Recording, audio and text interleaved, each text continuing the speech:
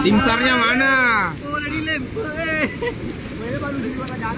Ini ada rumah satu hanyut. Yuk, di channel ini kamu akan menemukan konten-konten tentang vlog perjalanan, destinasi wisata, kuliner, acara adat dan pengantin mugi, lomba dan kegiatan unik. Assalamualaikum warahmatullahi wabarakatuh. Yuk, perjalanan jalan-jalan kita kali ini Cigali Kumana berada di Paciro, melihat kondisi daerah ini pasca banjir ini sehari setelah banjir. Yang tadi itu sebelah kiri dan kanan itu adalah mobil-mobil yang kemarin viral tenggelam, dan di depan ini adalah rumah Bapak Dolo yang kemarin juga hanyut dan alhamdulillahnya bisa nyangkut di tiang listrik. Cigali Kumana teman-teman semuanya. Jadi ini saya tepat berada di depannya Masjid Lawampang, Masjid Al-Irsyad Paciro Lawampang. Dan ternyata menurut info kemarin air sampai di sini nih. Ini tidak jauh dari masjid. Yang ya seumur saya, semuda ini itu barusan mengalami sampai di sini. Dulu zaman sekolah itu hanya sampai di di terowongan sana. Dulu di sana ada pohon aju colo alias terem besi. Di sini daerah sini tuh tidak pernah sama sekali kebagian banjir. Nah, ini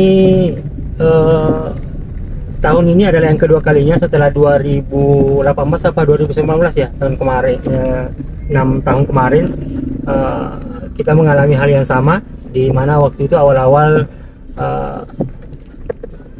dibangunnya rel kereta api. Nah, ternyata kemarin di sini katanya sampai paha ya, sampai perut di sini.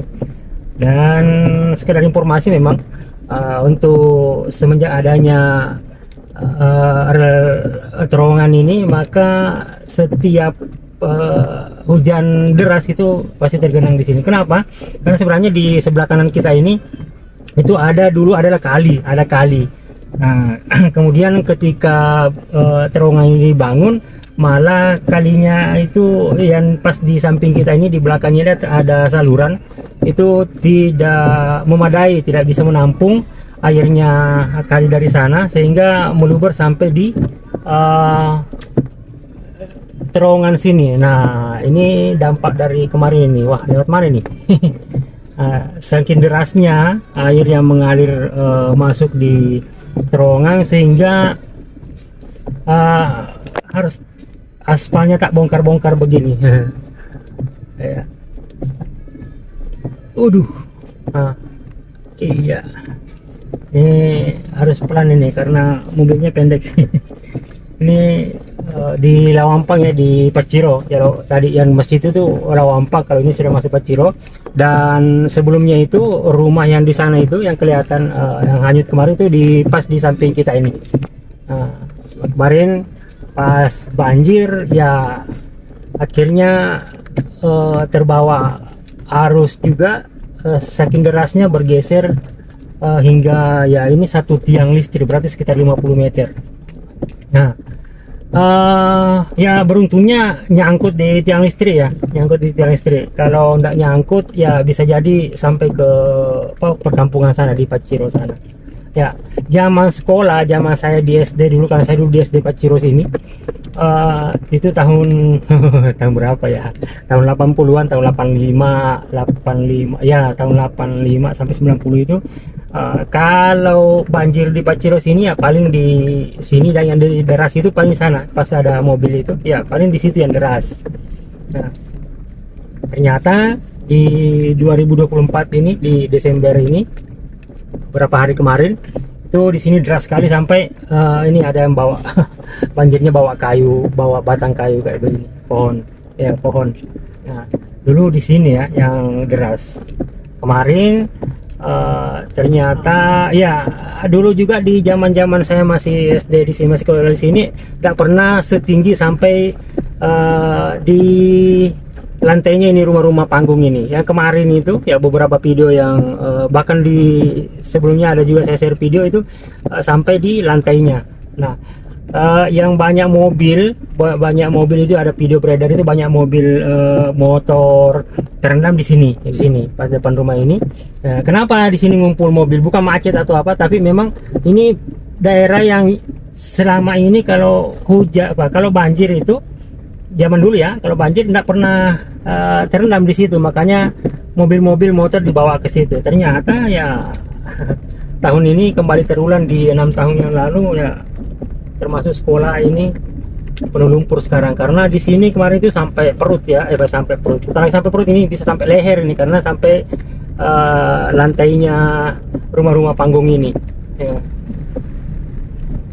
Ini masih di Paciro. Nah, di sebelumnya juga saya ada share video itu evakuasi bayi ya di dalam sini, di lorong sini nih, di sebelah kiri kita ini itu ada evakuasi bayi yang pakai gabus alias styrofoam.